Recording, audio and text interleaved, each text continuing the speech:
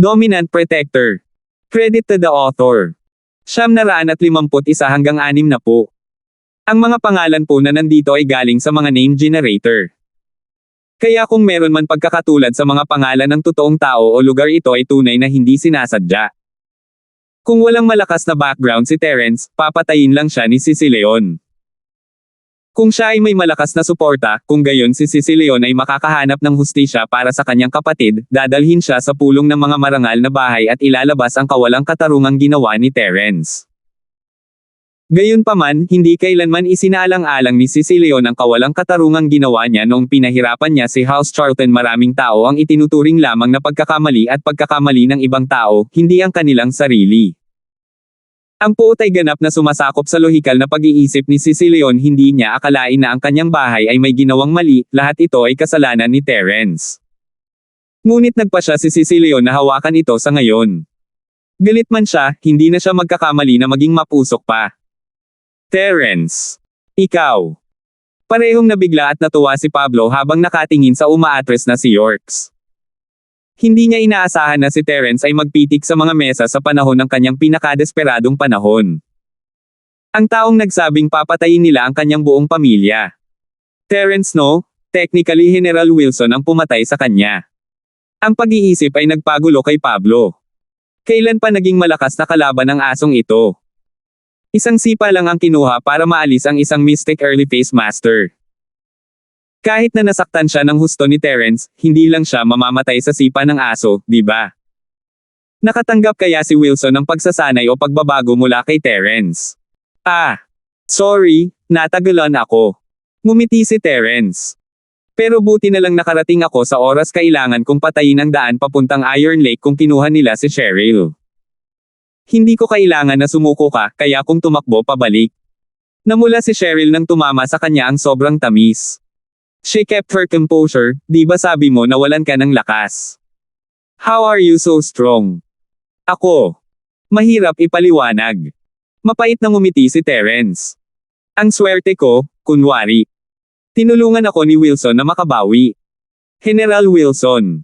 Tinulungan kanyang gumaling. Tumingin si Pablo kay Terence, natigilan, so sinasabi mo na hindi mo na kailangan pang umuwi. Naalala lang ni Terence ang kanyang planong pagbabalik. Nakalimutan na niya ang lahat ng iyon dahil sa kanyang kaligayahan pagkatapos makabawi. Pero ngayong nag-resign na siya, hindi na talaga siya makastay, babalik ako after I deal with all this trouble.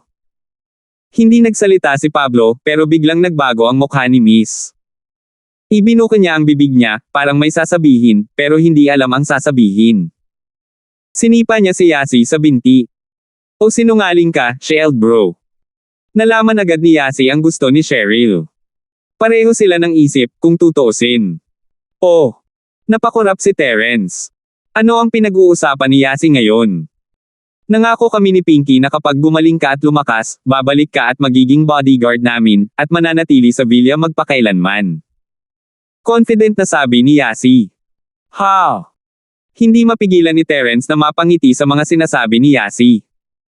Naiintindihan na niya ngayon na ang sinabi ni Yasi kanina ay hindi lang basta bigla ang naisip, ito ay isang plano. Paano pa niya magagawang ilabas ito ng napakabilis at maayos? Si Terence, syempre, ay hindi masyadong nag-isip tungkol sa pangakong iyon, nagsasalita lamang ng ilang bagay upang mapasaya si Yasi. Ngunit ngayon siya ay talagang teknikal na nakakulong, malapit na ba siyang gugulin ang kanyang buhay dito magpakailanman. Susubukan ko sana na patuloyin ka, pero dahil nagkasundo na kayo ni Yasi, parang hindi na kailangan ang mga salita ko. Tatahimik na lang ako, tumawa lang si Pablo. Mabuti. Tumanggo si Terence. May ilang oras pa bago ang 5 taon na pagitan, kaya walang pagmamadali. Iniisip niya kung matutuwa ba si Josephine sa bahagi ng balitang ito, bagaman. Si Propeta Yasi ay humampos muli, lalala. Excited na tawag ni Yasi. Masayang masaya rin si Cheryl, sa kabila ng hindi pag-broadcast nito sa parehong paraan na ginawa ni Yasi. Ngumiti lang siya, Terence, kami na ang bahala sa iyo. Aasa rin na sana ni Terence si Miss nang may marinig na mga yabag sa bakuran. May gustong mamatay. Isang malamig na ngiti ang lumitaw sa mga labi ni Terence, hulaan ko, hindi ko na kailangang kumatok sa mga pinto. Si House Turner. Na natanggap ang balita ni Jerwin na tatakas na si Pablo kasama si Cheryl matapos lihim na ilipat ang mga share at negosyo, ay nagalit. Ito ay dahil nag-alala si Jerwin na hindi sapat ang bigat ng pressure kay Pablo, kaya inabisuhan niya si House Turner sa ibabaw ng House York, upang si Pablo ay mapilitan sa isang sulok. Nung mga oras na yon, para siyang mesiya sa magkapatid. At kaya, sina Jimmy at Benny, kasama si Uncle Carlos, ay pumunta sa opisina ni Pablo pagkatapos matanggap ang tawag at napagtantong wala na ang lalaki. Pumunta sila sa villa ni Cheryl, at nakita ang kotse ni Pablo. Tinawag ni Jimmy si Harleen, sinabihan siyang pumunta din sa bahay ni Cheryl. Kung tutusin, ang buong bagay na ito ay dulot ni Harleen, kaya't naisip niya na magiging masaya ito kung makikita niya kung gaano kabagsak ang mga Charltons. Talagang nagustuhan ni Jimmy ang asawa nitong muling nagpakasal si Harleen ang babae sa kama, kaya siyang dalhin sa dulo ng kamatayan tuwing gabi. Tiyak, hindi niya makakalimutan ang pagdadala sa kanya kapag may kinalaman ito sa pagbagsak ni Pablo. Kasalukuyang nagfa-facial si Harleen, ngunit nang mabalitaan niyang pupunta ang kanyang asawa sa bahay ni Pablo para manggulo, nagpasya siyang maghugas ng mukha at mabilis na pumunta sa kanila. Anong nangyari sa bahay nitong si Pablo, bakit ganyan ang pinto? Sabi ni Jimmy habang nakatingin sa pinto pagdating. Parang sinipa sa pira-piraso. May nauna kaya sa atin? Kumunat ang noo ni Benny. Alam niyang gusto rin ni House York na kumuha ng isang slice ng cake, at narinig na rin niya ang mga termino nila. Gusto nila ang lahat ng pagbabahagi ng Pablo Industries hindi ba kasama doon ang shopping center at hotel. Kaya't si House Turner ay nasa estado ng pag-aalala. Kung nagawa na ni House York ang unang hakbang, ano ang matitira sa kanyang pamilya? Ang ganitong uri ng sitwasyon ay nakinabang sa isa na unang nagwelga, hindi sa mga nagwelga mamaya. Kung kinuha na ni House York ang lahat, wala nang natitira pang shopping center o hotel para sa kanila. 752. Hindi kaya.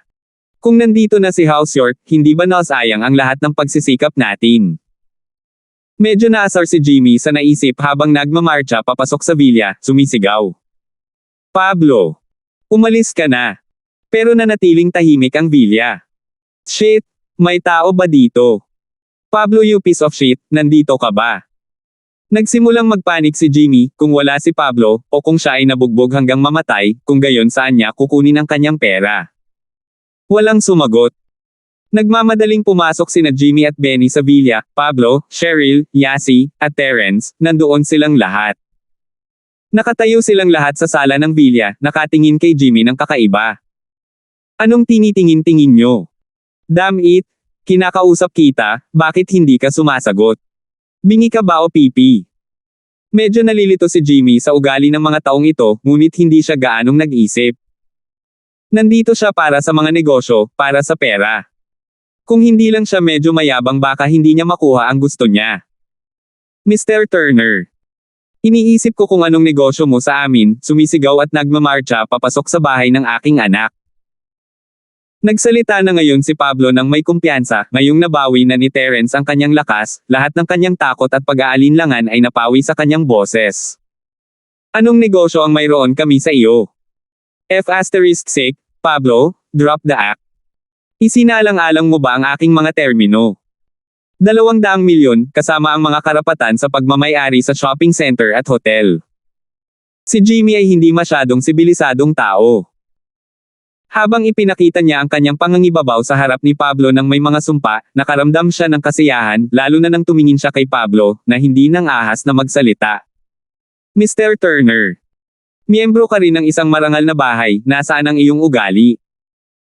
Tiningnan ni Pablo si Jimmy ng mapanukso, isang mapaghiganti na pakiramdam ang nabuo sa kanyang puso. Hindi na niya kailangang mag-ingat sa paligid ng lalaking ito. F***, hindi mo ako kailangan turuan ng tae, matanda. Nasisiraan ka na ba ng bait? Kung ayaw mong mamatay, putulin mo na ang kalokohan. Ayaw nang mag-aksaya ng oras ni Jimmy sa mga salita. Inabot niya ang kanyang kamay kay Pablo. Gusto mo bang bigyan kami ng 200 milyon? Matamlay na sabi ni Terence habang nakatingin kay Jimmy. 200 milyon ang aking asno. Sinaman siya ng tingin ni Jimmy. Sino ka ba? Ako si Terence, hindi mo ba ako kilala? Normal na sumagot si Terence na parang walang pakialam. Terence, ha? Haha, alam ko, ang basurang nawala ng kakayahan. Naglakas loob ka bang lumabas sa party kahit ngayon lang? Namulaklak sa kaligayahan ang mukha ni Jimmy nang marinig ang pangalan. Hindi niya napigil ang tumawa. Si Benny naman, may naramdaman, may kakaiba. Iba ang ugali niya kumpara sa kapatid niya, siya ang pinakamasela na Turner. Isang tingin sa mukha ni Pablo, ganap na wala sa naunang takot at galit, kasama ang biglaang pagsulpot ni Terence. Hindi, may mali. Kumunat ang noo ni Benny habang mabilis niyang hinaila pabalik si Jimmy, pinigilan siya at maingat na nagtanong kay Pablo. Pablo, may nauna ba sa atin? Oo. Napangiti si Pablo sa kanyang puso, si Benny ay hindi isang idiot, kung tutuusin, bagamat napagtanto na ito ngayon ay huli na. Naunawaan niyang mabuti ang pagkatao ni Terence. Kung sa sandaling pumasok ang Turners na ito sa pinto, kung sa panahong iyon ay humingi sila ng awa at binigyan si Terence ng ilang mga benepisyo, kung gayon marahil ay pakakawalan sila ni Terence. Ngunit pumasok si Jimmy na sumisigaw at nagmumura, huli na ang lahat para sa kanya. Bahay York. Medyo namutla ang mukha ni Benny. Mula sa kanyang nakikita, dumating si House York at bumuo ng isang uri ng kasunduan na ginawang ganap na walang takot si Pablo, hanggang sa puntong kahit ang baldado na si Terence ay nangahas na lumabas. Oo. Tumanggo si Pablo. Anong mga benepisyo ang ibinigay nila sa iyo?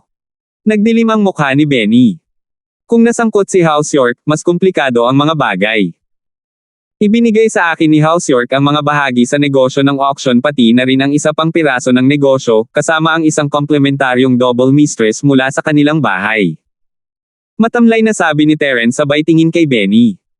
Ngayon ay sa inyo na, narinig ko na gusto ninyo ng 200 milyon, at ang shopping center at hotel ng mga industriya ng Pablo. Iyan ay mabuti, magkakaroon ako ng 400 milyon mula sa inyong dalawa, pati na rin ang 4 sa inyong mga negosyo.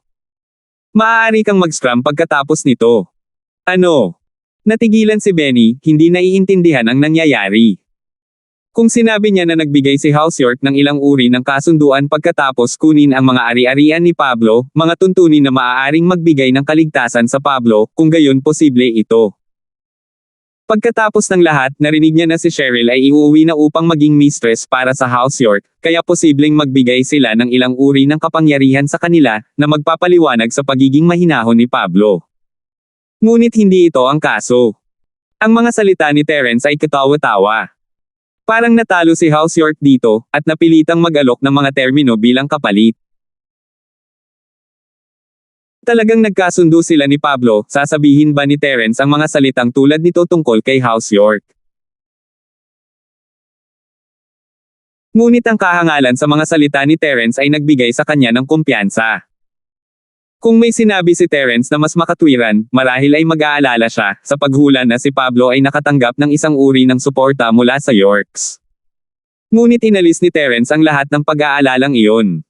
Anong uri ng pamilya si House York? Sila ang pinakamataas na bahay sa mga marangal na bahay. Bakit nila ibibigay ang pagbabahagi ng Pablo sa kanilang mga negosyo? At 2 York mistresses. Katawa-tawa. Kahit napakasalan nila ang kanilang mga anak na babae na may mataas na halaga, pipili sila ng isang marangal na bahay, at sila ang magiging pangunahing asawa. Hindi mga mistress. Kaya naiintindihan niya kung bakit mukhang composed si Pablo, nag-iinarte sila. Napag-usapan na nila ito noon pa man, upang sama-samang kumilos na parang sila ay kalmado at ligtas, gamit iyon bilang isang baraha para makipaglaro laban sa kanila. Totoo, ang pagmumukha ni Pablo ay natakot kay Benny, ngunit ang kanilang pagkakamali ay nasa mga nakakatawang salita ni Terence, mga salitang lumalabag sa lahat ng kahulugan. Totoo, sila ay malalaking salita, malalaking salita. Ha, Terence, iwan mo na ang akto. Napakatigas mo, ano? Pablo, iiwan mo rin ang akto. Tumawa si Benny. Let me tell you this. Lahat ng sinabi mo, walang silbi sa harap ko. Kung hindi mo kami bibigyan ng 200 milyon kasama ang 2 negosyong iyon, haantong ka kay Ramon. Uncle Carlos. 953. Oo. Malamig na lumabas si Uncle Carlos sabay tingin kay Pablo, flat ang boses. Pablo, mas gugustuhin kung hindi pumatay. Sana ay makagawa ka ng makatwirang desisyon. Nagawa kong magpigil at hinayaan si Ramon na umalis, ngunit ikaw. Masyado kang mahina. Oh. So ikaw ang lumpo kay Ramon ng isang tama lang. Sabi ni Terence habang lumingon sa lalaki. Tama, ako iyon. Gusto mong subukan. Mayabang na sabi ni Uncle Carlos. Naku, nakakalimutan ko kung hindi mo ako pinaalalahanan. Lahat ng ginawa mo kay Uncle Charlton, doble ang babayaran ko. Ang boses ni Terence ay patag, ngunit ang ilang bakas ng emosyon ay makikita sa loob nito. Pero, masyado kang mahina. Malamang mamatay ka kapag binigyan kita ng dalawang tama. Ikaw mayabang na brat, anong sabi mo? Nagalit si Uncle Carlos sa mga salita, parang mamatay na ba ang paylay na ito? Dito, hindi kita papatayin, dahil nagtatrabaho ka lang para sa mga Turner. Matamlay na sabi ni Terence. Gagamitin ko ang kalahati ng lakas ko para hampasin ka, kung tatamaan ka, hahayaan kita, hindi kita guguluhin. Pero kung hindi mo kaya, wala na akong magagawa. Ano? Natigilan si Uncle Carlos. Tapos tumawa siya at hinampas ang dibdib niya. Gusto mo akong suntukin? Sige, sige. Pero kung hindi mo ako mapapatay, papatayin kita. Tingnan natin kung ano ang magagawa mo. Dahil dyan, ibinuka ni Uncle Carlos ang kanyang dibdib at tumayo sa harap ni Terence. Bilang isang Mystic Mid-Phase Peak Physical Practitioner, wala siyang takot, hindi siya mapipinsala ni Terence bago pa man siya mawala ng lakas, isa lang siyang Mystic Early Phase, kung tutuusin. Dalawang antas sa ilalim niya. Walang dahilan para sa takot. Maghintay. Nag-alinlangan si Benny sa nakita. Mukhang seryoso si Terence. Kung nagdadrama lang si Terence, bakit niya tatanggapin na saktan siya ni Uncle Carlos pagkatapos? Kaya gusto niyang tiyakin kung ano ang pinapasok niya sa kanyang sarili, ang mga bagay ngayon ay masyadong kakaiba. Ngunit si Benny ay huli na. Inilunsad ang palad ni Terence sa Uncle Carlos. Si Uncle Carlos, na nag-iinit ang dibdib at tumatawa ng mapanukso noong huling sandali, ay lumipad palabas ng bahay na parang saranggola na nawala ng tali, na dumaong ng may malakas na kalabog sa kalsada sa labas. Si Jimmy ay nakatitig ng blanko kay Terence, at gayon din si Benny. Sa kanilang naintindihan, si Terence ay walang lakas, umalis, walang paraan na maitulak niya si Uncle Carlos palabas ng isang hampas. Pwede kaya? Sumagi sa kanilang isipan ang posibilidad, ang kabaliwan nito, sa lahat ng ito, hindi pa nawala ng lakas si Terence. You. Nanlaki ang mga mata ni Jimmy habang nakatingin kay Terence, binibigkas ang 3 U's. Stop saying that. Nag-alala ako na papatayin ko siya, kaya 40% lang ang ginamit ko. Mabubuhay siya. Matamlay na sabi ni Terence. Hindi na alam ni na Jimmy at Benny kung ano ang sasabihin. Tumalikod sila at tumakbo palabas ng bilya para tingnan ang mga sugat ni Uncle Carlos. Pagkatapos ng lahat, ito lang ang kanilang trump card sa House Turner. Kung mamamatay siya, babagsak si House Turner. Nahuhulog na sila, kailangan mabuhay si Uncle Carlos. Naabutan nilang dalawa si Uncle Carlos, ngunit paglabas pa lang nila, isang sumisigaw na ingay ang tumusok sa kanilang mga tainga.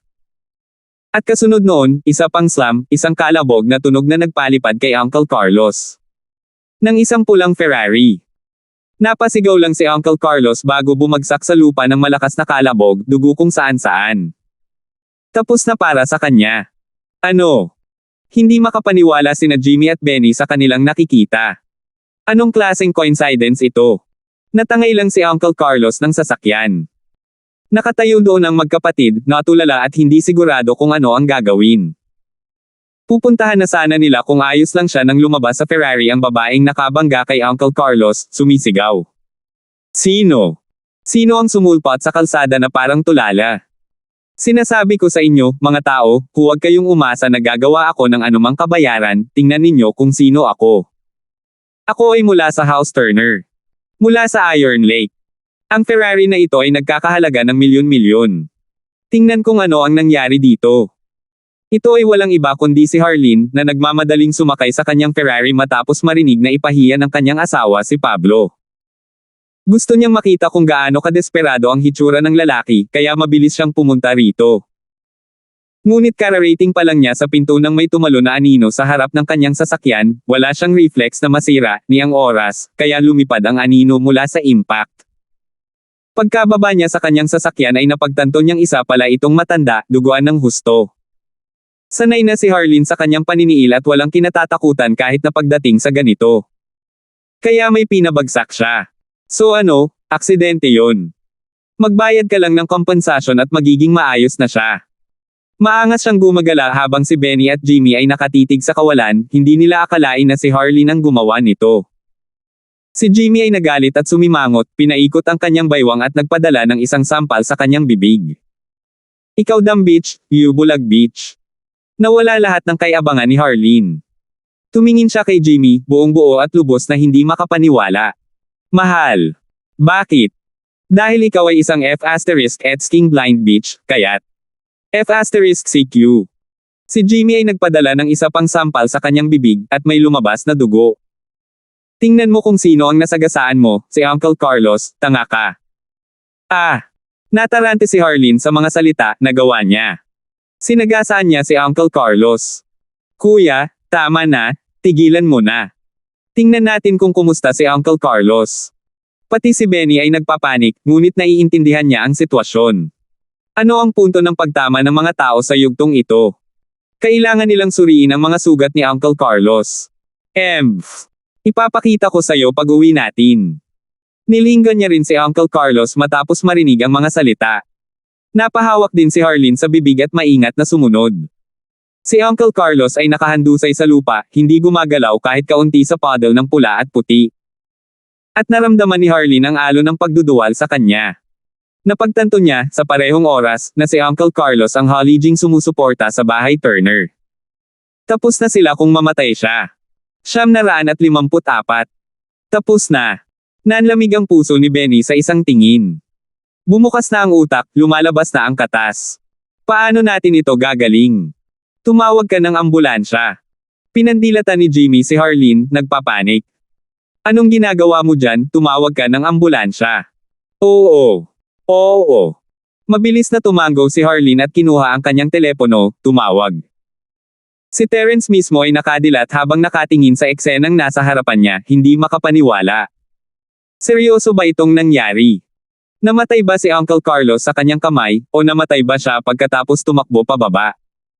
Tingnan mo ang Harleen na iyon, Cheryl. Pinatay niya ang master fighter ng kanyang pamilya. Sinayang ni Shield bro ang kanyang awa. Nanghihinayang sabi ni Yasi. Baka mabibitin at bugbugin siya sa bahay, baka ano itsura niyan. Duguan ang eksena sa harap nila, pero sapat na ang mga comedic elements sa play para medyo mapatawa si Cheryl. Talaga, napakamalas nila. Hindi rin inaasahan ni Pablo ang ganitong uri ng pagtatapos. Ang practitioner ni Host Turner. Pinatay ng sarili nilang sasakyan ng manugang. Ito ay isang nakakagulat na antas ng kasawian, at kahit na si Pablo ay hindi na kayang magdulot ng gulo sa kanya. Kayong pamahalaan ng libing. Kumuha ng isang tao na pumunta upang pag-usapan ang 400 bilyon at 4 na negosyo pagkatapos mong matapos. Umiling si Terence sa dalawang magkapatid. Nakita mo rin to, di ba? Ang buhay ay puno ng aksidente. Baka madamay ka sa susunod na aksidente. Tumalon sina Benny at Jimmy sa banta. Noon lang nila napagtanto ang tunay na takot. Hindi pa nawala ng lakas si Terence, ngunit hindi iyon ang punto. Patay na si Uncle Carlos. Kung wala si Uncle Carlos, maaaring itulak sila ng lahat. Pareho silang nagulat at nagalit. Hindi nila inaasahan na magpapatuloy pa rin si Terence, kahit na pagkamatay ni Uncle Carlos. 4 na negosyo, kahit nakakatawa. Ngunit hindi nila kailanman isinaalang-alang kung ano ang ginawa nila ng pilayan ni Uncle Carlos si Ramon, at ang mga bagay na ginawa nila para itulak si Pablo sa isang sulok. Ngunit anong mga negosyo ang mayroon si House Turner? Kung gagawin nila, bakit pa sila pupunta sa Pablo para kumuha ng kahit ano?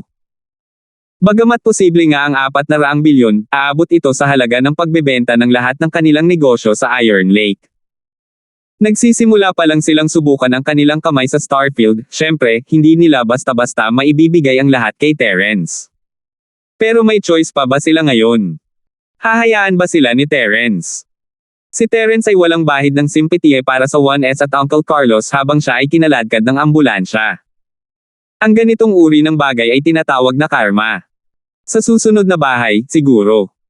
Nagkibit balikat si Terence bago bumaling kay Pablo. Uncle Charlton, aalis na ako papuntang Floating Cloud Bar. Oh, Terence, naghahanap ka rin ng gulo kay Irving. Tumigil si Pablo. Sila ang dumating para itulak kami. Hindi ko sila matuturuan ng leksyon kung hindi ako pupunta sa kanila. Umiling si Terence. Ngunit itong Hale Irving na ito ay talagang walang magandang alaala. Sige, mag-ingat ka. Walang ibang sinabi si Pablo sa pagpilit ni Terence. Naunawaan niya ang loika, ang mundo ay pag-aari ng malakas. Kung hahayaan mo ang isang tao na mangbuli sa iyo at hindi lumaban, ipagpalagay nilang natatakot ka sa kanila, at darating din sila para sa iyo sa susunod. Tanging kung gumanti ka ng mas malakas pagkatapos mabuli, mauunawaan at matatakot ka pa ng kaaway. Ngunit, huwag masyadong magtagal. Sabi ni Pablo na may pag-aalinlangan.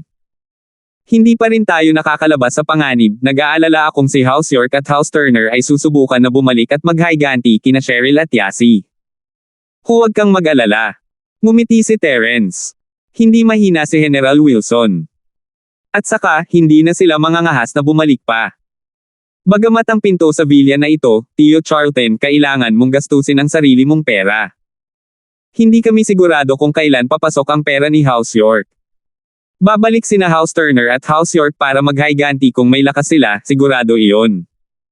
Ngunit ang oras na iyon ay hindi ngayon. Siyempre naman. Napangiti ng mapait si Pablo sa sarili.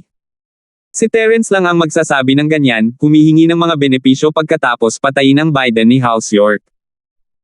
Ngunit, tama ang kanyang ama, si Terence ay si Terence, at siya ang makakaluta sa problema ni Starfield. Tila, sa isang iglap lang, lahat ng gulo sa paligid niya ay nawala. Ang mga nangingibabaw na partido ay lahat ay naging panig, at maging si Pablo ay hindi sigurado kung kaya niyang iakma iyon ng mabilis sa biglaang pagbabalik ng tungkulin na ito.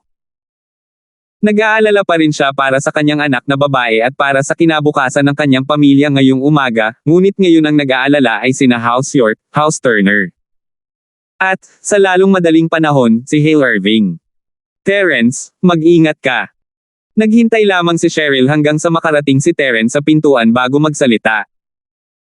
Ang kanyang boses ay normal gaya ng dati, ngunit kailangan lang ni Terence ng isang paglingon sa likod upang maunawaan kung gaano siya nagmamalasakit.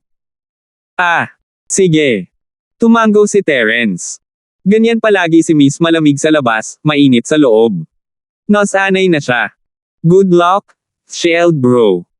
Ikinaway ni Yasi ang kanyang mga kamao. Lagi kong alam na nasa iyo iyon. Tumango si Terence sa kanila bago tumalikod at umalis. Sumakay siya sa salagubang ni Yasi at nagmaneho papunta sa Floating Cloud Bar. Si Jerwin, sa kabilang banda, ay lubos na nasa sabik na naghihintay sa Pablo na tumawag sa kanya para sa tulong, ngayon na ang lahat ng mga partido ay lumalapit sa kanya. Sa ganang kanya, siguradong sisire si Pablo at tatanggapin ang kanyang panukala. Walang ibang dahilan. Marahil ay hindi siya nagustuhan ni Cheryl, ngunit iyon ay mas mabuti kaysa sa pagpapakasal sa isang bahay ng mga estranghero bilang isang may bahay. Ang pagpapakasal sa kanya ay ang pinakamahusay na taya ni Cheryl, at naunawaan niya na si Pablo ay hindi tanga. Namulat siya.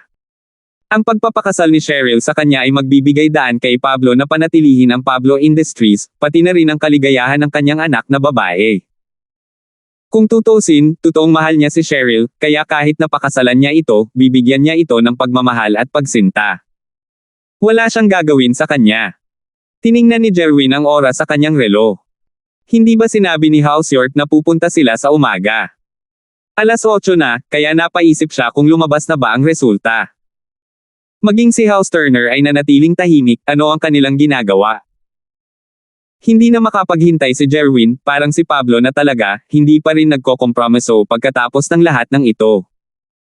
Sige, kung ganoon nga ang kaso, bibigyan siya ni Jerwin ng isa pang push. Tatawagan niya si Irving, at sasabihin sa kanila kung paano pinaplano ni Pablo na tumakbo kasama si Cheryl. 955. Sa puntong iyon, hindi nagatubili si Jerwin. Direkta niyang tinawagan ang telepono ni Irving. Kasalukuyang ginagawa ni Irving ang kanyang mga pagsasanay sa pagbawi sa Floating Cloud Bar. Matapos makatanggap ng masusing pagpapagaling mula kay Sumaowang, sa wakas ay nagawa niyang tumayo at maglakad. Si Sumawawang ay hindi kasing galing ng isang doktor gaya ni Terence, ngunit mas mahusay pa rin siya kaysa sa mga ospital. Si Josiah ay matagal nang nakatayo at nakakalakad, ngunit ngayon lang ito nagawa ni Irving. Gayunpaman, kasalukuyang nasa estado ng saya at kaligayahan si Irving pagkatapos ng mga kasalukuyang kaganapan. Ito ang dahilan kung bakit mabilis na nakabawi ang kanyang mga binti.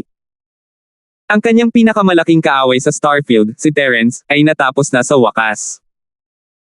Nilagyan niya ng label si Terence bilang numero 1 at pinakamalaking hadlang sa Starfield, pagkatapos ng lahat, at lubos na naniniwala na walang makakapigil sa kanyang mahusay na pagganap sa negosyo kung si Terence ay mawawala sa larawan. Siyempre, hindi siya masisisi sa proseso ng pag-iisip na ito, dahil kahit ano pa ang ginawa niya noon, lahat ay may kinalaman kay Lin Wei. Malas na malas nila to the point na nasira pa nila ang bahay ng girlfriend niya nang hindi sinasadya. Terence. Ito ang nakuha niya sa panggugulo kay Irving. Pagkatapos niyang gawin ang House Charlton, nagpasya siyang makipaglaro ng kaunti sa asawa ni Terence. Napangisi si Irving sa isiping iyon, matagal na niyang tinitigan ang dalaga. Pahihirapan niya si Terence.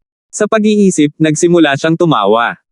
Master Irving, ano ang nangyari para ikay nasiyahan? Tanong ni Goldie, na naglalakad papasok nang marinig ang tawa. Muling gumagana ang aking mga binti, at tapos na si Terence. Excited na sabi ni Irving. Tama, naka-contact na ba tayo ni House Charlton? Ano ang deadline na ibinigay natin sa kanila? Congratulations, Master Irving, tunay. Mapapailalim mo ang Starfield mula ngayon, ikaw na ang maghahari sa lungsod. Masayang sabi ni Goldie. Ang deadline na ibinigay namin sa kanya. Ngayon na iyon. Oh. Pero hindi pa nila tayo kino-contact. Medyo naiinip si Irving. Medyo matagal na siyang nabuli kanina lang, at sa wakas ay nagkaroon na rin siya ng pagkakataon na mabuli ng iba. Siyempre, maiinip siya. Bibisita ako sa kanyang bahay kasama si Sumawawang, at banta siya, marahil. Sinabi ni Goldie pagkatapos ng ilang pag-aalinlangan. Sige, ihatid mo na rin ako.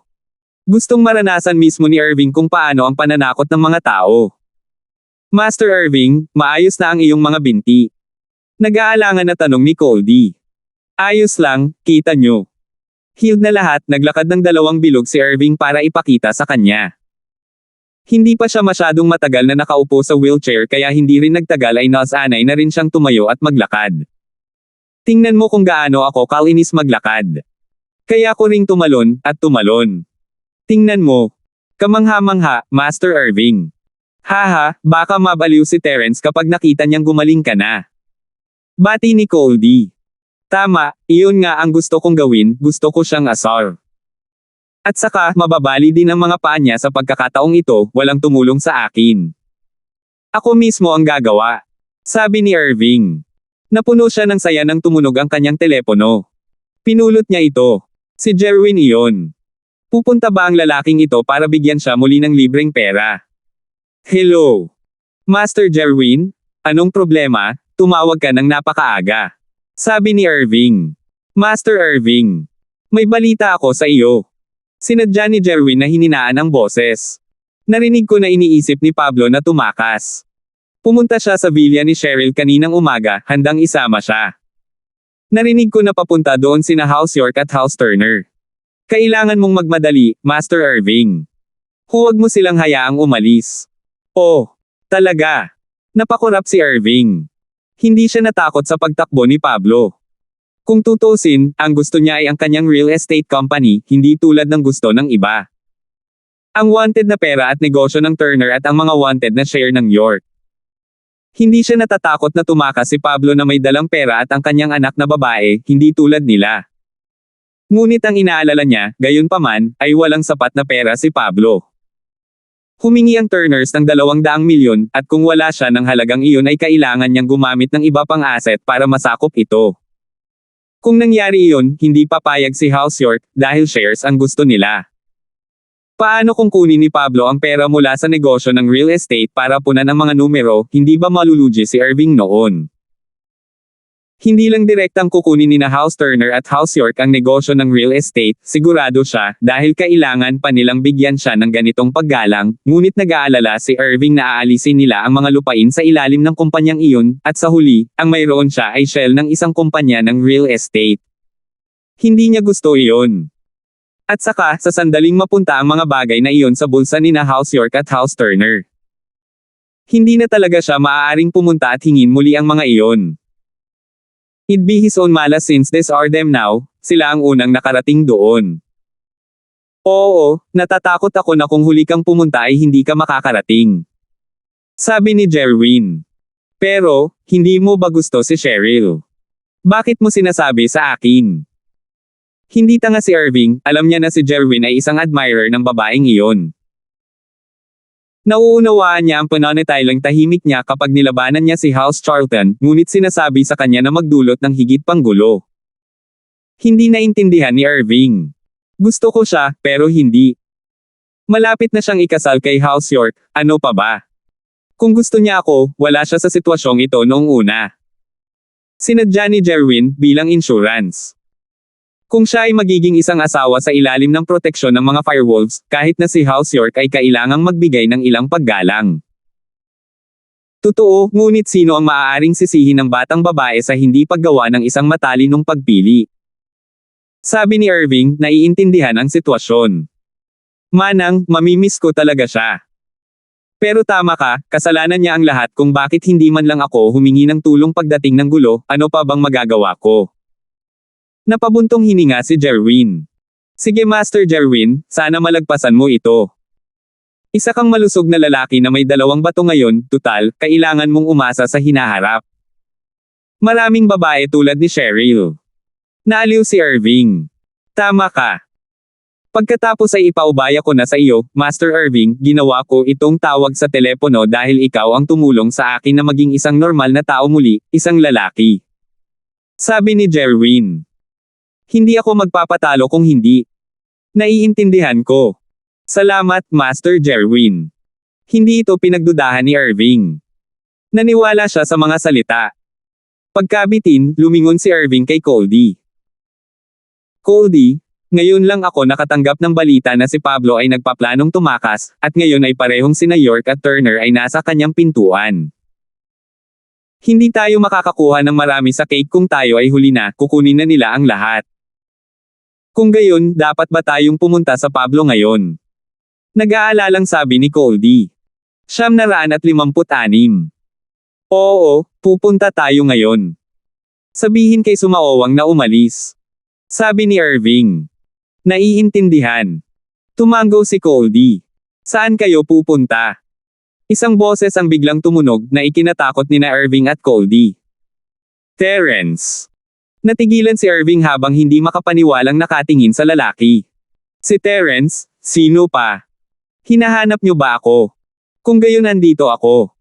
Sabi ni Terence habang nakatingin sa kanya ng medyo natatawa. Ayos na ang mga paa mo ngayon ha. No wonder tumatalon-talon ka sa sobrang saya. Mukhang mas stable ka. Ano ang ibig sabihin nito, Terence? Lumpo ka, bakit ka magpapakita dito? May death wish ka ba? Medyo nalito si Irving sa mga salita, nabaliw ba si Terence? Nagalit ba siya?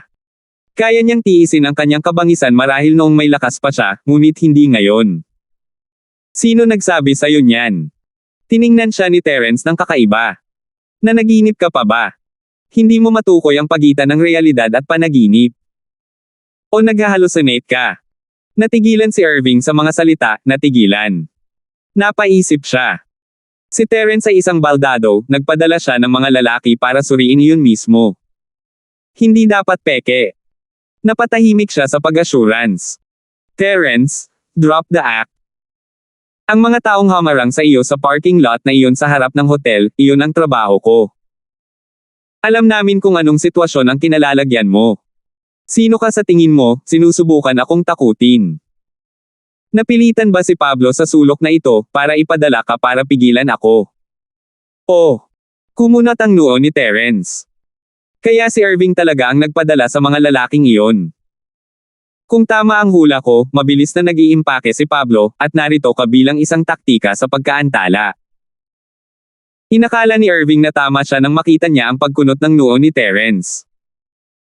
Ito ay nagpasaya sa kanya sa tuwa habang binaluktot niya ang kanyang deductive na kalamnan. Pero Terence, tulala ka ba? Bakit tulala ka? Tingnan mo nga ang sitwasyon mo, bakit mo ipaglalaban ang buhay mo para sa kanya? Gaano karaming pera ang ibinibigay niya sa iyo? Kanyan ka ng kumpay ngayon, pinadala ka niya bilang kumpay. Sa tingin mo ba makakatakbo ka pa pagkatapos nito? Hindi mo ba alam na gusto kitang patay simula pa noon? Naku, hindi si Uncle Charlton ang nagpadala sa akin. Kusa akong dumating. Sabi ni Terence, tinanggihan ang bawas. Oh, tumigil si Irving. Alam ko, noon pa man ay gusto mo ang babaeng Cheryl na iyon, di ba? Sinasakripisyo mo ang iyong sarili, tama ba? Oh well, ito ang palaging kaso ng mga manggagawa sa bahay, lahat ay handang mamatay para sa kanilang pagkamis. Hahaha, hindi ko inaasahan na makakita ako ng live action na bersyon ng cliche na iyon, nakakaantig. Magaling na ang mga paa mo. So napunta ba sa utak mo ang problema? Tumingin si Terence sa bastos na si Irving, umiling-iling. Mukhang kailangan mong umupo muli sa isang wheelchair, ibaluktot ang nahihirapang IQ na makapipinsala nito. Anong kalokohan ang sinabi mo? Hinampis ni Irving ang mesa, sabay turo sa wheelchair sa likod niya. Terence, hindi ka talaga natatakot sa kamatayan, pumunta ka dito na may kasamang kalokohan. Alam mo ba kung bakit hindi ko itinapon ang wheelchair na iyon kahit na gumaling na ako? Dahil hinulaan mo na may silbi pa ito. Tumingin sa kanya si Terence, nagulat. Ha! Hindi ka naman total idiot. So alam mo bang para sa'yo ang wheelchair na ito? Natatawang sabi ni Irving. Tama ka. Diyan ka uupo maya-maya. Oh, so ikaw ang tanga, hindi ako. Nanghihinayang umiling si Terence. Mali ang sagot mo, akala ko kamukha mo si Propeta Yasi, isang Propeta Bin, akala ko malalaman mo na malapit ka nang maupo sa wheelchair. Sumawawang. Pindutin mo ang brat na ito, ako mismo ang babali ng mga binti niya. Galit na galit si Irving. Sa kanyang puso, inaasahan niyang hihingi ng awa si Terence sa susunod na pagkikita nila, naghahalo ang uhog at luha. Ngayong wala na siyang lakas, kung tutusin. Pero siya pa rin ang maliit na bastos na bastard. Masyadong malaki ang agwat sa mga inaasahan at katotohanan ni Irving, at labis itong ikinagalit niya. Nagawa pa niyang maghayganti, ngunit hindi ito magiging kasing kilig. Oo. Sabi ni Sumaowang. Narinig na niya ang lahat at nakatayo. Si Sumaowang ay hindi dalubhasa sa pakikipaglaban, ngunit ang pakikitungo sa isang Terence na nawala ng lahat ng kanyang lakas. Iyon ay isang piraso ng cake, lalo na kapag siya mismo ang nagsuri kay Terence. Wala siyang duda na si Terence ay walang kapangyarihan. At kaya, nagpadala siya ng malaking palad kay Terence. Ngunit sa sumunod na sandali, sa kanyang pagkabigla, wala si Terence sa kanyang pagkakahawak. Oh, medyo mabilis ka pa rin pagkatapos mawala ng lakas. Medyo nagulat si Sumaowang habang nakatingin kay Terence, na mabilis na umiwas sa isang tabi. Medyo maganda ang paraan ng pagtakas mo. Makakatakbo ka pa rin kung hindi mo kayang lumaban.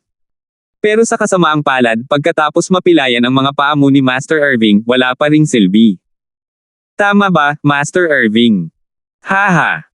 Natuto na siyang tumawa tulad ni Master Irving ngayon pagkatapos na makasama siya. Ito ay medyo katulad. Ngunit, habang nakatingin siya kay Master Irving at nabigong makita siyang tumatawa gaya ng inaasahan niya, huminto siya. Gulat na nakatingin sa kanya ang lalaki, nanlalaki ang mga mata. Anong problema, Master Irving? Your body. Dilat ang mga mata ni Master Irving habang itinuro niya si Sumaowang na parang multo. Katawan ko. Tumingin sa ibaba si Sumaowang, nalilito. At napatalon siya sa gulat. Ano?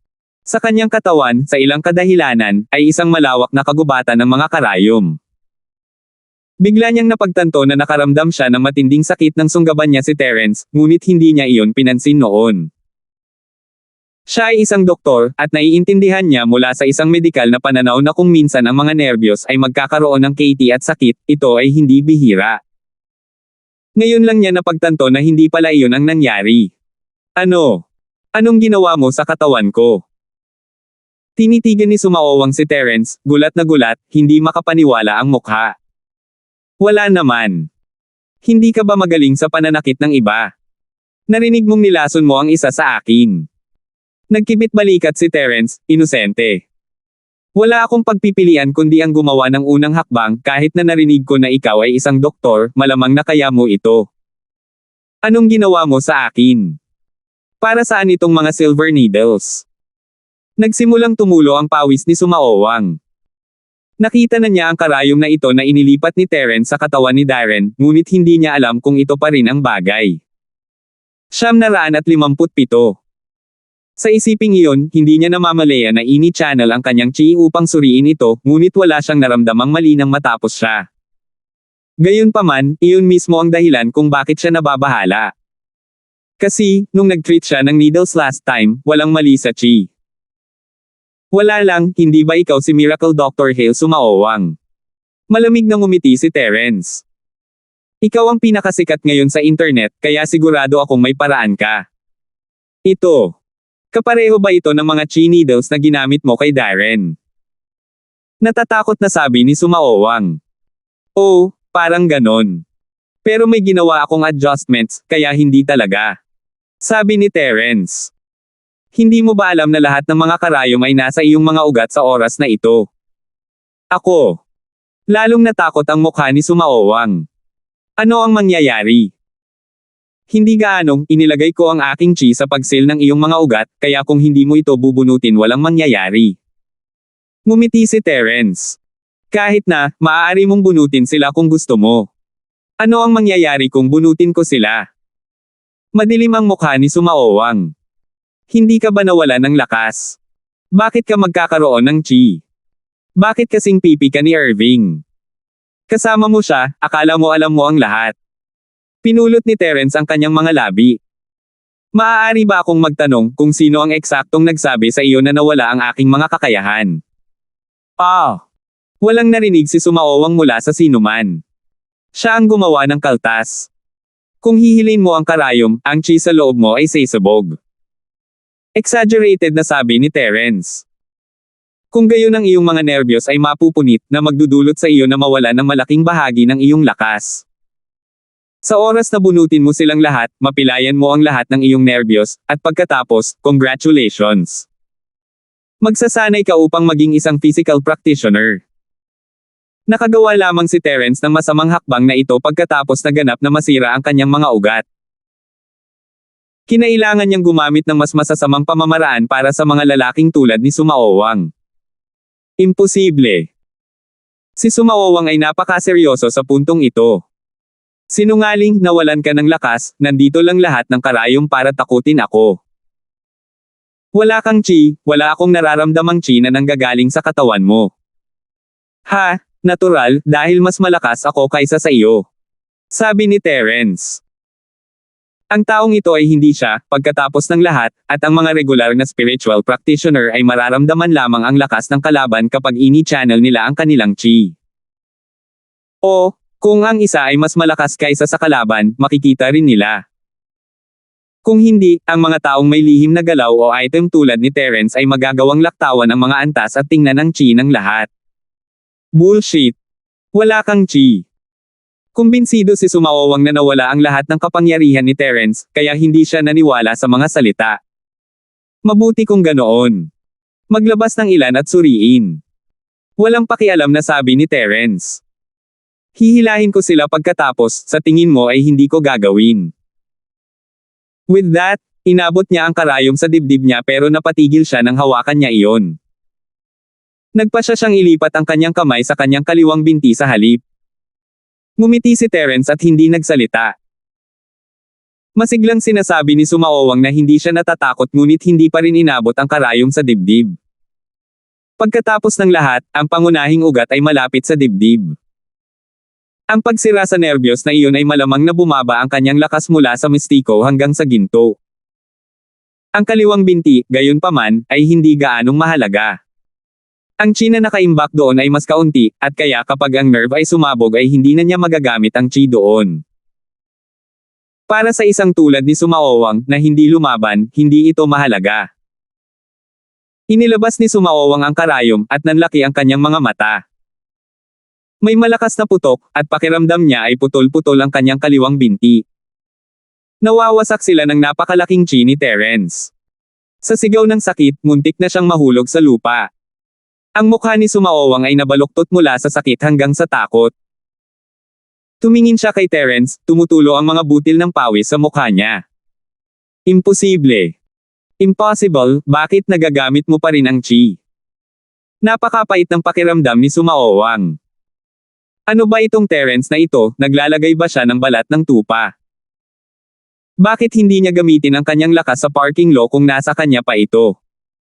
Akala niya ay lumpo si Terence. Sa sandaling iyon, parehong natigilan sina Irving at Goldie. Ano ito, bakit hindi nawala ng lakas si Terence? Sa madaling salita, si Lee Terence ay kasing lakas niya noon. F***sake. Naaalala ang lahat ng bastos na sinabi niya kay Terence, gusto niya talagang sampelan ang sarili niya. Ano bang problema niya, nagbubuga ng kalokohan ng ganyan? Sa pagkakaalam niya sa ugali ni Terence, naloka siya. Medyo naguguluhan pa rin ako. Sino ang nagsabi sa iyo na ako ay isang pile? Sino ang nag-claim? O pinagpapantasyahan mo lang ito? Tumingin si Terence kay Sumaowang, nanunuya. Nagdilim ang mukha ni Sumaowang. Pinagpapantasyahan ba niya iyon? Mapait na wika niya. Mayroon ka pa ring lakas, bakit hindi mo ginamit ang iyong chi sa parking lot? Gumagamit ng chi sa ilang bandido. Umiling si Terence. At, ang chi ay akin, kung gusto kong gamitin ito gagamitin ko ito, bakit ka nagbuteng sa anumang paraan? Hindi nakaimik si Sumaowang. Tama si Terence, sa kanya ang chi. Kung ayaw niyang gamitin bakit iyon ang negosyo niya?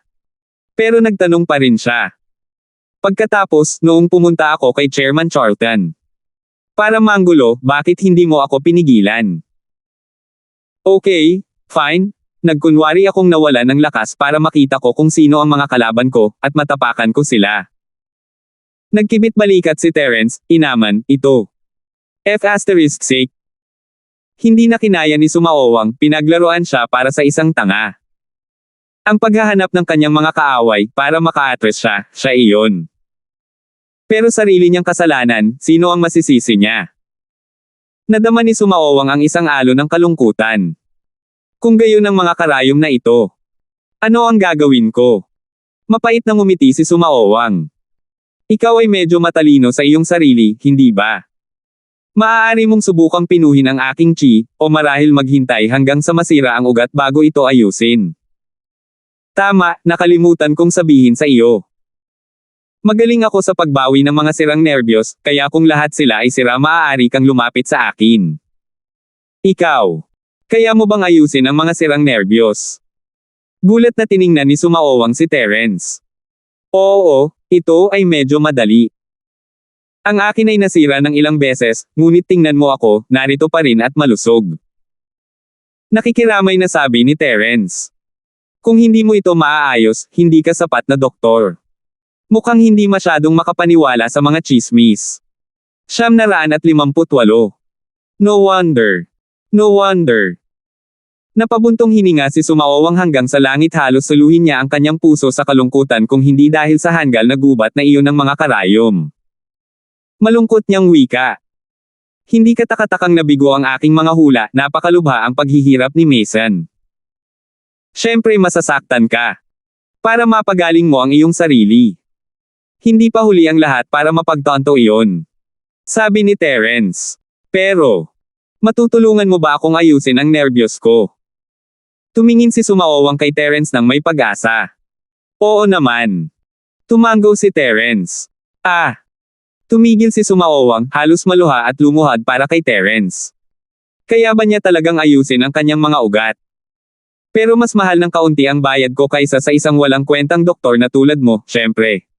Sabi ni Terence. Daan-daang milyon bawat nerve. Ang mga practitioner ay may kabuoang 15 pangunahing nerbiyos, kaya kailangan mo lang akong bigyan ng 1,500,000,000. Ang iba pang pangalawang nerbiyos ay pagagalinggan ko bilang isang komplementaryong serbisyo. Inilibot ni Sumaowang ang kanyang mga mata, halos mahimatay. 100,000,000 bawat nerve. Baka magnakaw pa siya. Huwag kang magreklamo tungkol sa presyo. Alam mo ba kung gaano karaming mga kayamanan ang kailangan kong ayusin ang isang nerve lang? Malamang kailangan ko ang sarili kong master na lumabas para gawin ang gawaing ito, paano ang kanyang mga bayarin sa paglalakbay. Sinimulan ni Terence ang kalokohan. Si Sumawawang ay nanatiling tahimik, ang kanyang mukha ay puno ng kawalan ng pag-asa. Nagkibit balikat si Terence at iniwan siyang mag-isa. Lumingon siya kay Hale Irving. Irving, parang hindi ka pa sumusuko, pagkatapos ng 2 skyscraper. Hindi mo pa rin ba alam na may mga taong hindi mo dapat ikagalit? Ako, si Terence boss, ha? Ako ay si House York, si House Turner. Masyadong sila nga, hindi alam ng utak ko kung ano ang iniisip nung nakita ko silang ganyan. Sa totoo lang takot na takot ako sa kamatayan mo. Naging sariwa ang mukha ni Irving ng sandaling iyon. Walang bagay na hindi gagawin ng isang tulad niya, kaya mabilis niyang ibinato ang lahat ng responsibilidad sa House York at House Turner. Hindi siya naniniwala na may gagawin si Terence sa kanila. Maaaring hindi alam ni Terence kung gaano kalakas ang mga nakatagong bahay, ngunit ang mga marangal na bahay ng karaniwang mundo, dapat alam niya ang tungkol sa mga iyon, tungkol sa kung gaano sila kalakas. Si House York ay sinusuportahan din ng isang nakatagong bahay, at kahit na si House Turner ay hindi kasing lakas ng dati, talagang hindi naniniwala si Irving na gagawin ni Terence ang anumang bagay sa kanila. Pagkatapos ng lahat, kahit na gumawa si Terence ng isang bagay, ang ibang mga marangal na bahay ay hindi basta-basta uupo, sino ang nakakaalam kung sino ang susunod na target ni Terence. Patay na si Biden, pati si Uncle Carlos. Matamlay na sabi ni Terence. Ano? Muntik nang mahulog si Irving sa puwet. Ano ang sitwasyong ito, sapat ba ang loob ni Terence na pumatay ng isang tao mula sa House York? Sa nakikita ni Irving, may gagawin si Terence kay House Turner. Iyon ang limitasyon ng kanyang pagmamataas. Pero si House York. Si Terence ay naglakas loob na pumatay ng isang tao kahit sa House York, sobra na iyon. Ang taong ito. Hindi niya sinunod ang logika noong nilalaro niya ang kanyang mga baraha at ginawa ang lahat na para bang pag-aari niya ang lungsod. Hindi ba siya nag-aalala na ang mga tao ay lalapit sa kanya para maghayganti? Bagamat sa pagkakataong ito, pagkatapos niyang magpanggap na nawalan ng lakas, maraming tao ang pumunta sa kanya upang maghayganti. Maliban sa binaliktad ito ni Terence sa kanila. Ngunit lahat kayo ay malusog at maayos pa rin, kaya ako ay dumating. Sabi ni Terence, at hindi makita ni Irving kung iyon ay isang ngiti sa kanyang mukha. Boss Terence, I think we have some sort of misunderstanding between us. Nanginginig ang mga paa ni Irving habang binibigkas niya ang mga salita, pilit na pilit ang ngiti sa kanyang mukha. Tingnan mo, hindi ko alam kung ano ang dumating sa akin. Kung hindi dahil sa lahat, hindi ako maglalakas loob na magdulot ng gulo sa iyo. Please, isipin mo ito. Huwag kang mag-alala, palagi kong binibigyan ang aking mga target ng 2 pagpipilian bago sila patayin. Ikinaway ni Terence ang kanyang kamay para tumahimik siya. Binigyan ko pareho sina House York at House Turner ng 2 kahilingan bago gawin ang gawa, ngunit hindi nila tinanggap, wala akong pagpipilian. Tinatanggap ko. Mabilis na tumango si Irving. Gusto ko ng doble sa mga hinihingi mo. Matamlay na sabi ni Terence. My demands. Nagbago ang mukha ni Irving, at mapait siyang ngumiti. Tinanong ko ang Pablo Industries para sa kumpanya ng real estate nito, ngunit wala akong 2. Kung gagawin ko hindi ko ito hihilingin sa mga tao. Kung gayon kailangan mong mamatay. Sabi ni Terence. Pero medyo iba kayo kay House York at House Turner. Gusto nyo kaming lasunin gamit si Sumawawang, tama ba? No, hindi ako mangangahas. Mabilis na sabi ni Irving. Terence, totoo? Wala talagang intensyon si Master Irving. Sinabi ko lang sa sobrang takot na hindi sagutin ni Pablo ang mga hinihingi. Kinagat ni Cody ang kanyang mga ngipin habang siya ay nakatayo, inaako ang pasanin para kay Irving. Wala pa si Irving noong araw na iyon, kaya kailangan niyang tanggapin ang responsibilidad at ilipat sa kanya ang galit ni Terence. Oh, ikaw pala. Ikaw ang nagsabing lasunin mo ang buong pamilya ni Uncle Charlton. Sabi ni Terence, nakatingin kay Coldy. Oo. Tumango si Coldy.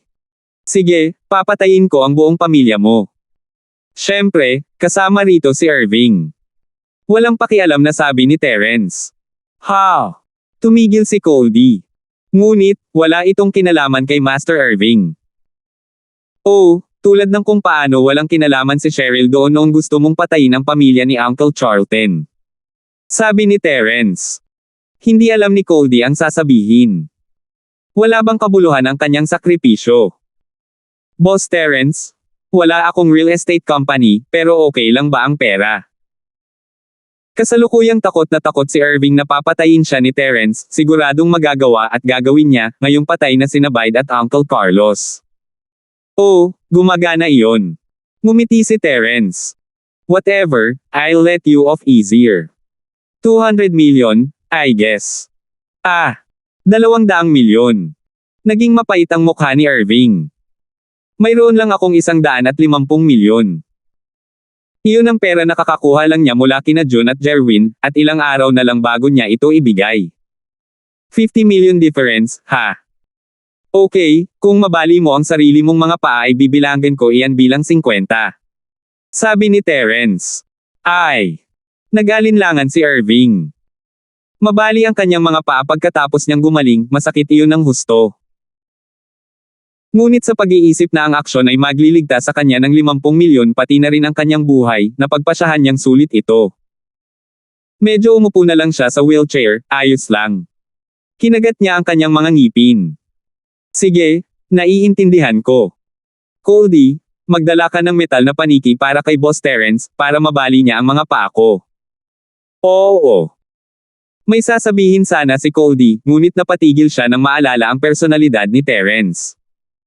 Umiling siya at pumunta sa paniki. Hindi nagtagal bago siya bumalik para lang iwagayway siya ni Terence. Gawin mo ang iyong sarili. 950. Isang bakas ng kahihiyan ang sumilay sa mga mata ni Irving. Kinagat niya ang kanyang mga ngipin. Coldy, gawin mo. With that, he pulled his shirt up and bit into it bago umupo sa wheelchair sa likod niya. Ngunit, hindi nang ahas si Coldy na gawin ang gawa. Bilisan mo, wala akong oras. Kung hindi mo gagawin ay kailangan ko, ngunit ang aking sipa ay makakabasag ng kanyang mga buto. Naiinip na sabi ni Terence. Coldy, gawin mo. Ito ay isang utos. Sabi ni Irving habang nag-uutos. Walang pagpipilian si Coldy. Kinagat niya ang kanyang mga ngipin at binasag ang paniki sa kaliwang binti ni Irving, dumaong nang may bitik na sinundan ng pag-ungol ni Irving. Nabali ang kanyang kaliwang paa.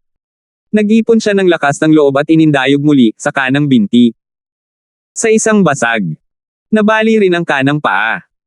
Muntik nang matamba at gumulong si Irving sa lupa dahil sa matinding sakit. Tandaan mong ilipat ang pera. At isa pa, sapat na ang isang paa, bakit mo nabali ang dalawa? Nagkibit balikat si Terence bago umalis sa floating cloud bar. Aba! Natigilan si Coldy, nag-aapoy ang kanyang puso sa puot kay Terence. Bakit hindi niya sinabi kanina? Hindi man lang niya pinaghiwalay ang dalawa, hiwalay na ang ginawa niya, pero kailangan lang niyang maghintay hanggang matapos ito.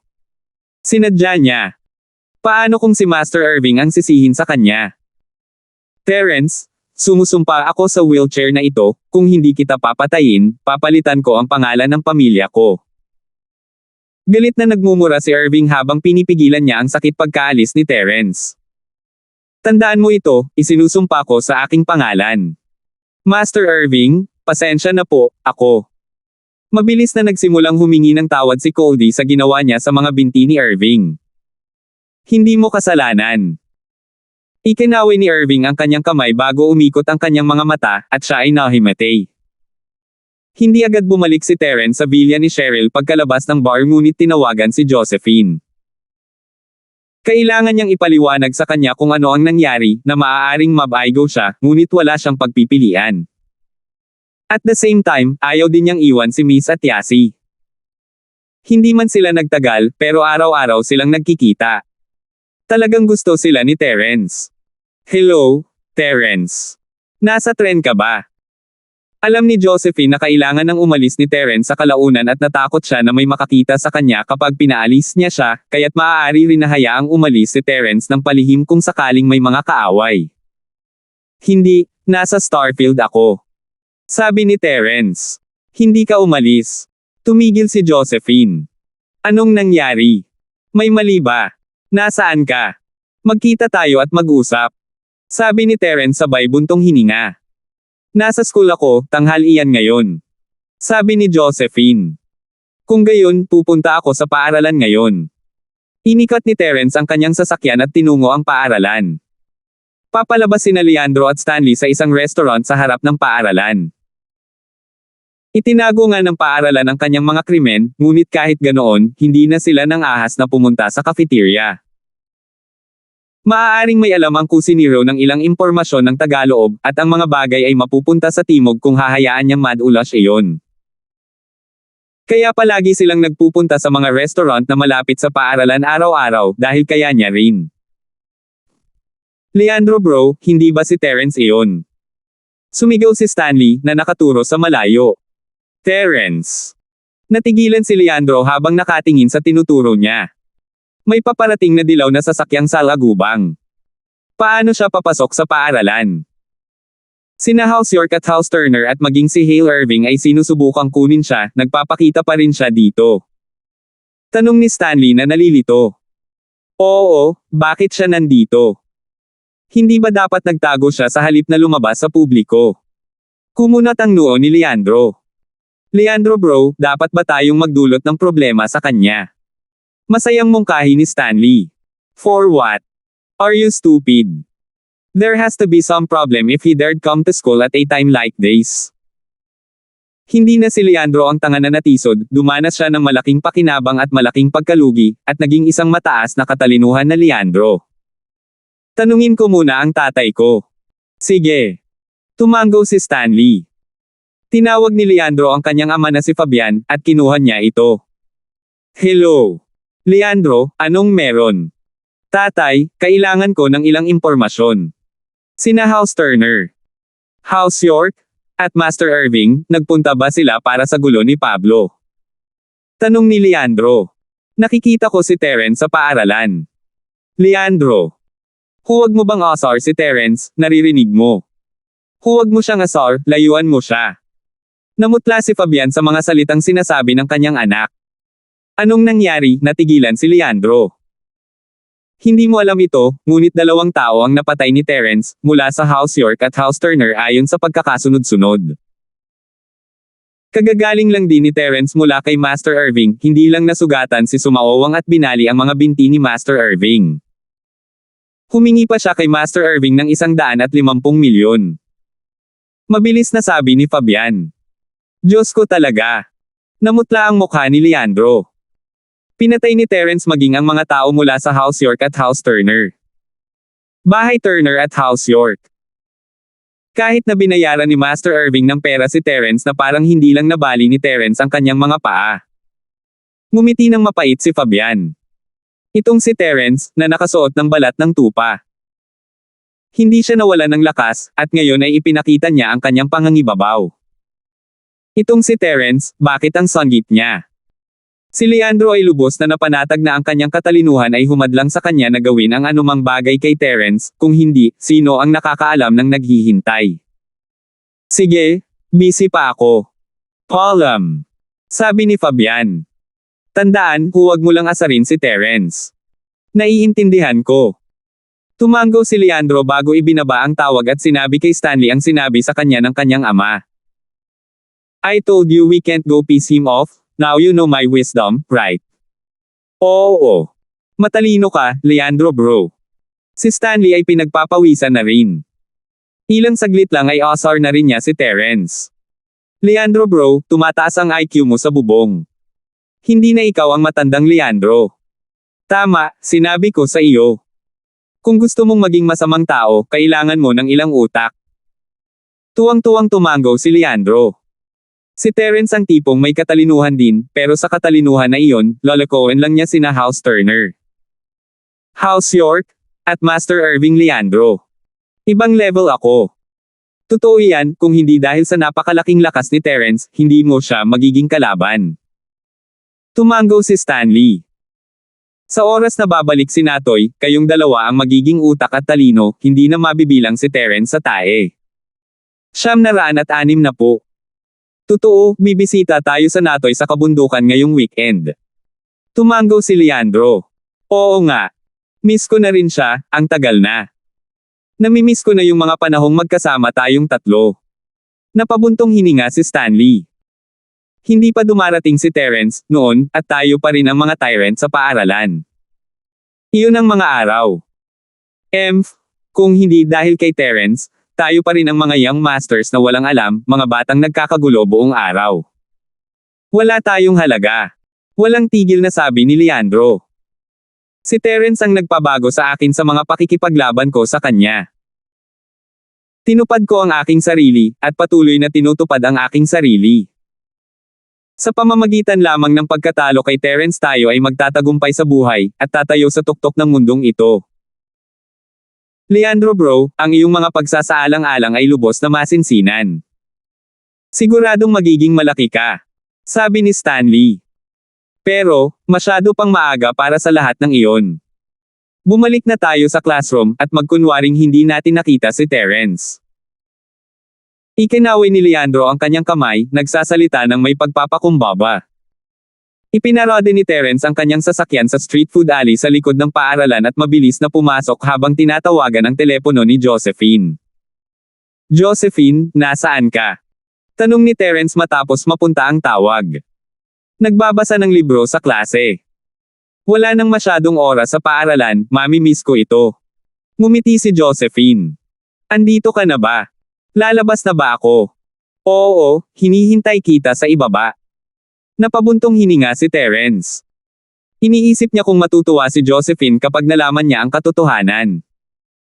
Iyon ang unang pagkakataon na labis na pinapahalagahan ni Terence ang iniisip ng isang babae. Nagdulot ito ng pag-aalala sa karaniwang binubuo ni Terence. The school was still the same old school, and now that it was lunchtime, maraming estudyante ang nagkakagulo sa field.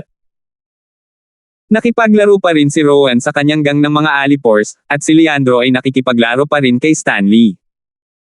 Ito ay isang napaka-pamilyar na eksena sa kanya.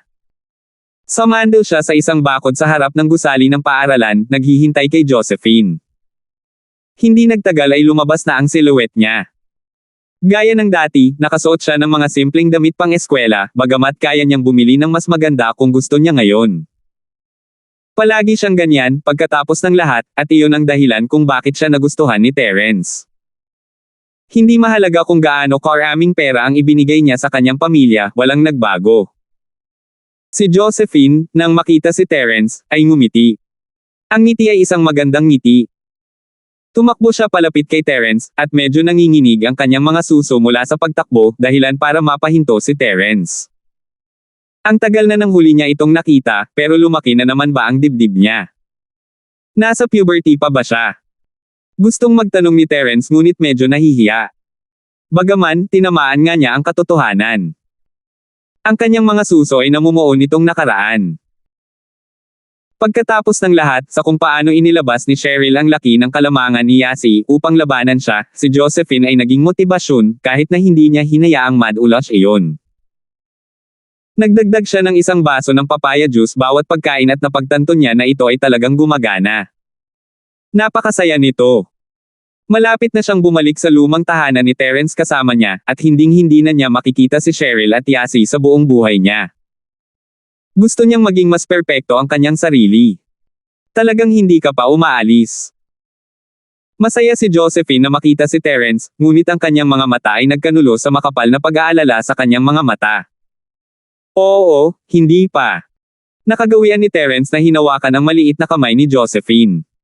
Mag-usap tayo habang naglalakad. Okay. Namula ang mukha ni Josephine, ngunit hindi niya tinanggihan ang kamay.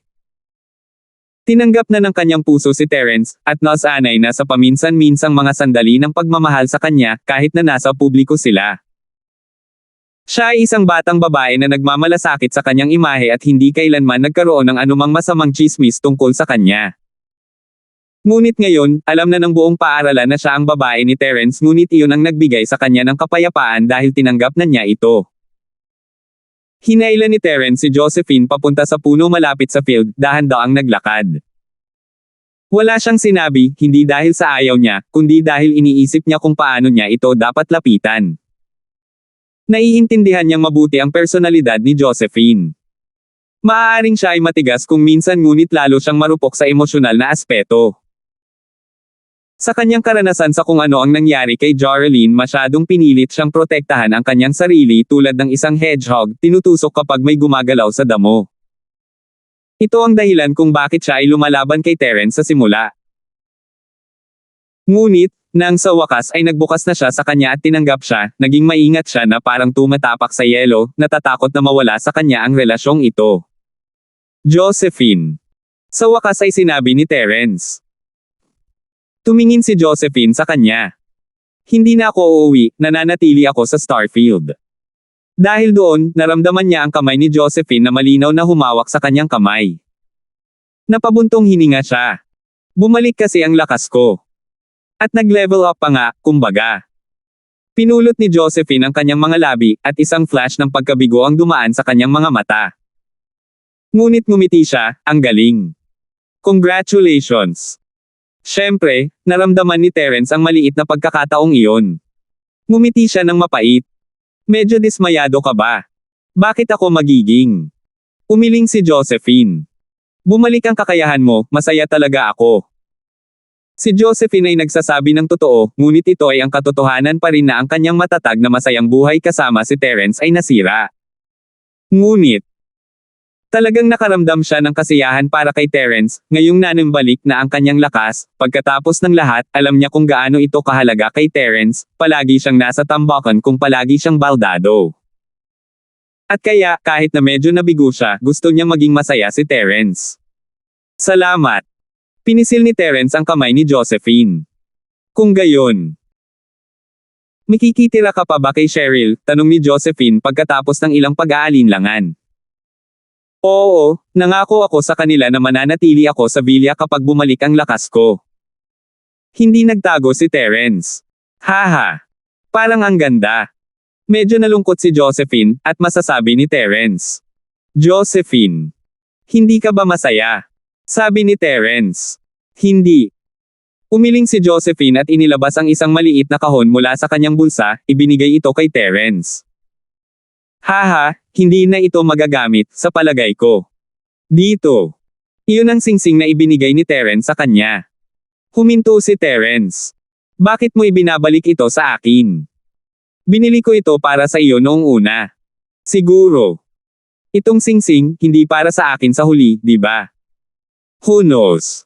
Walang tiwala si Josephine sa puntong ito. Malinaw ang intensyon ni Cheryl at Yasi sa araw, gusto pa rin nilang manatili si Terence sa villa, gusto ba nilang siya ang maging bodyguard nila habang buhay? Siyempre hindi. Hindi niya alam kung patuloy na gusto siya ni Terence, pero ang mga karibal niya. Lumalakas sila sa araw-araw. Salamat po at sinamahan ninyo ako, ingat lagi mga master.